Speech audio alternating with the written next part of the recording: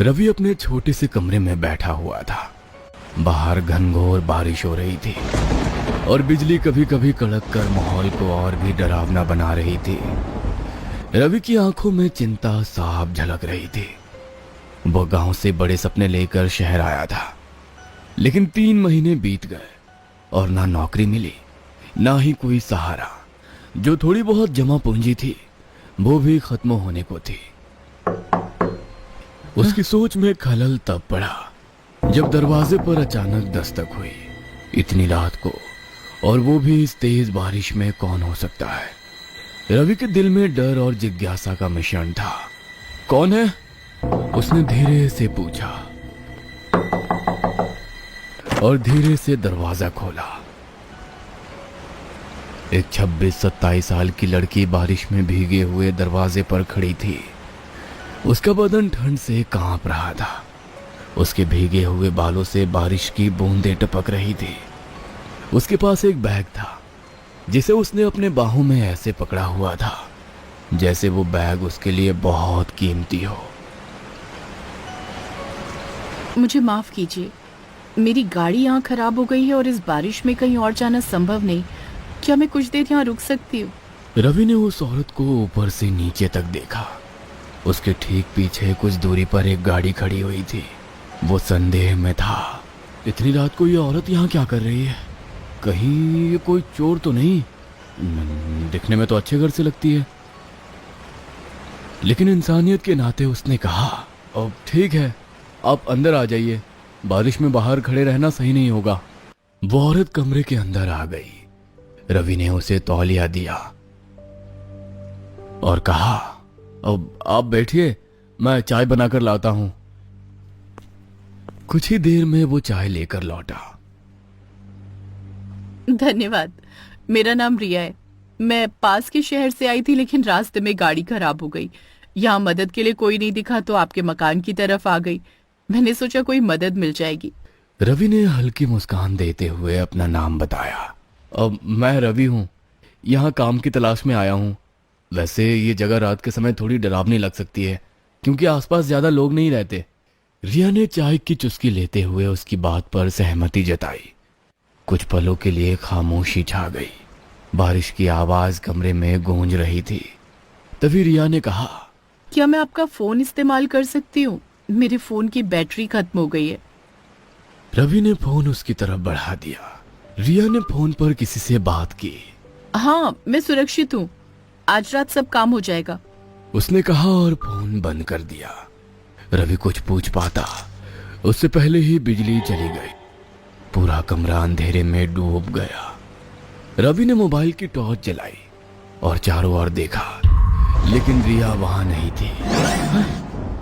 अब ये कहां चली गई? रवि ने घबराते हुए सोचा। उसने कमरे का कोना कोना छान मारा, लेकिन रिया का कोई पता नहीं चला। तभी दरवाजे पर दोबारा दस्तक हुई। रवि ने दरवाजा खोला तो उसका दोस्त विजय खड़ा था। क्या हुआ भाई? इतनी रात को तू इतना घबराया हुआ क्यों है? कोई डरावना सपना देखा क्या? ऐसा ही कुछ समझ। रवि ने पूरी घटना विजय को बताई। विजय ने हैरानी और चिंता के साथ कहा, तूने एक अजनबी औरत को अंदर कैसे आने दिया? तुझे पता है ना आजकल इस शहर में कितनी चोरियां हो रही हैं। मुझे लगा कि वो मुसीबत में है, पर अब वो कहीं नजर नहीं आ रही। लेकिन उसका बैग यहीं रह गया है। दोनों ने बैग की ओर देखा। तुझे क्या लगता है, क्या हो सकता है इसके अंदर? विजय ने धीरे से बैग खोला। जैसे ही उसने अंदर देखा, उसके चेहरे का रंग उड़ गया। वह घबरा कर पीछे हट गया। इसमें रिया का कटा हुआ सिर है, विजय चीखा। यह सुनकर रवि सुन्न होकर उसकी तरफ देख रहा था। उसने घबराते हुए कहा, रिया? तुम रिया को कैसे जानते हो? और ये कैसे हो सकता है? वो भी तो अभी मेरे साथ थी। विजय ने कांपते हुए कहा। क्या वो रिया थी? लेकिन ये कैसे हो सकता है? मैंने तो उसे... रवि ने जल्दी से बैग में झांक कर देखा, पर उसमें सिर के बजाय केवल एक नोट था। उस पर लिखा था, आज रात तुम्हारा काम खत्म। रवि ने विजय की ओर देखा और कड़े स्वर में पूछा, क्या तुम रिया को जानते हो? विजय का चेहरा भय से सफेद पड़ गया। कांपते हुए उसने धीरे धीरे कहा, हाँ, मैं रिया को जानता हूँ, वो मेरी मंगेतर थी। तो ये सब क्या है विजय? रवि ने कड़े स्वर में पूछा। विजय ने कांपते हुए अपनी गलती कबूल की। मैंने रिया को मारा था, ये मेरी जिंदगी की सबसे बड़ी गलती थी। नौकरी की तलाश में भटकते हुए मैं एक तांत्रिक के पास गया। उसने कहा कि अगर मैं रिया की बलि दूं तो मेरी किस्मत बदल जाएगी। मैंने लालच में आकर उसे मार दिया। विजय की बात सुनकर रवि के पैरों तले जमीन खिसक गई। उसने कांपती हुई आवाज में कहा, और अब उसकी आत्मा वापस आ गई है? विजय ने सिर झुकाकर धीरे से कहा, हाँ रवि, उसने कहा है कि मुझे अपने गुनाह कबूल करने होंगे। आत्मा? मतलब मैं कुछ देर पहले एक भूत के साथ बात कर रहा था। हे भगवान! तभी कमरे में बिजली वापस आ गई। रोशनी फैलते ही दोनों ने देखा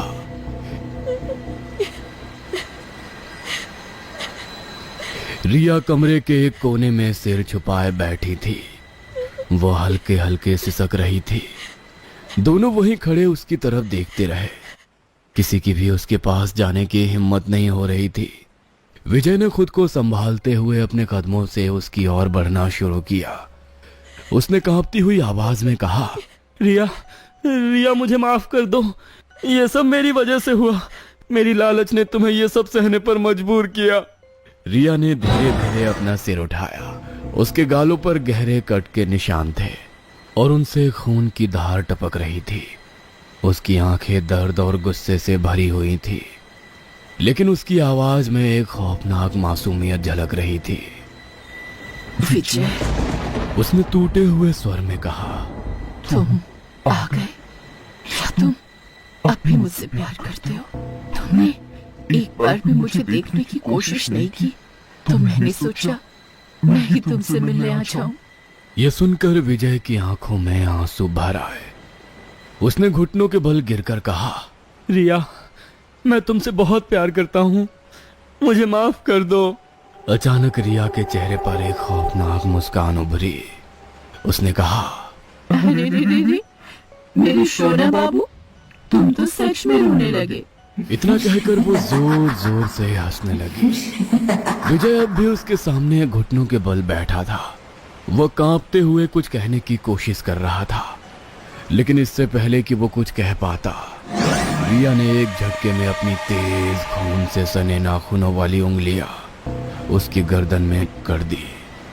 विजय ने घबराकर अपने हाथों से उसकी पकड़ छुड़ाने की कोशिश की, लेकिन रिया की ताकत इंसान से परे थी। अब तुम मुझसे बचकर कहां जाओगे विजय? रिया मुस्कुराई और फिर एक झटके में उसकी उंगलियां विजय के गर्दन को चीरती हुई उसकी हड्डियों तक पहुंच गई। विजय की चीख गले में अटक कर रह गई। अगले ही पल उसकी गर्दन धड़ से अलग होकर जमीन पर गिर पड़ी। कटे हुए सिर से खून का फवारा फूट पड़ा जो दीवारों को लाल कर गया। रिया ने कटे हुए सिर को उठाकर अपनी आंखों के सामने लाते हुए खौफनाक मुस्कान के साथ कहा, तुझे क्या लगा विजय, मैं तुझे यूं ही माफ कर दूंगी? ये भयावह दृश्य देखकर रवि की सांसें तेज हो गई। उसका शरीर बुरी तरह कांपने लगा। उसके चारों ओर अंधेरा छाने लगा। अगले ही पल वो बेहोश होकर जमीन पर गिर पड़ा। सो जा मेरे लाल, तुझको नींद बुलाए, अंधेरों की गोद में तू मेरा हुआ।